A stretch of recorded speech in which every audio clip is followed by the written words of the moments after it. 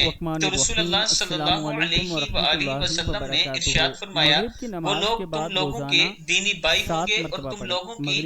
جلدی ظاہری پہچان اسلام میں سے ہوں گے اور رات کی عبادت میں اسی طرح حصہ لیں گے جس طرح تم لوگ لیتے ہو، یعنی تم لوگوں کی طرح ہی قیام اللیل کیا کریں گے، لیکن ان کا معاملہ یہ ہوگا کہ جب وہ لوگ اللہ کی حرام کردہ چیزوں اور کاموں کو تنہائی میں پائیں گے تو انہیں استعمال کریں گے۔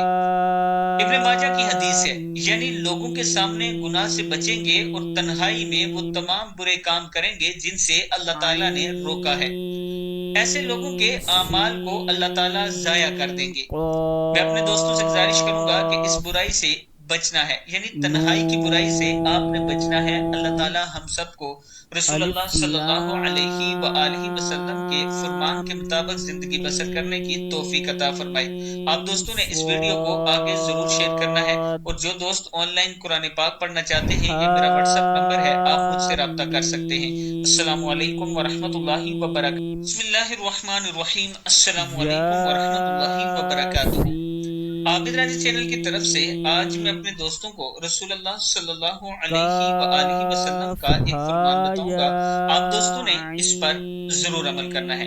حضرت ثوبان رضی اللہ تعالیٰ عنہ فرماتے ہیں کہ رسول اللہ صلی اللہ علیہ وآلہ وسلم نے ارشاد فرمایا، میں اپنی امت میں سے یقینی طور پر ایسے لوگوں کو جانتا ہوں جو قیامت والے دن اس حال میں آئیں گے کہ ان کے ساتھ تہمہ پہاڑ کے برابر نیکیاں ہوں گی، تو اللہ عز و جل ان نیکیوں کو ہوا میں منتشر ہو جانے والا غبار بنا دے گا، یعنی غارت کر دے گا ان نیکیوں کو۔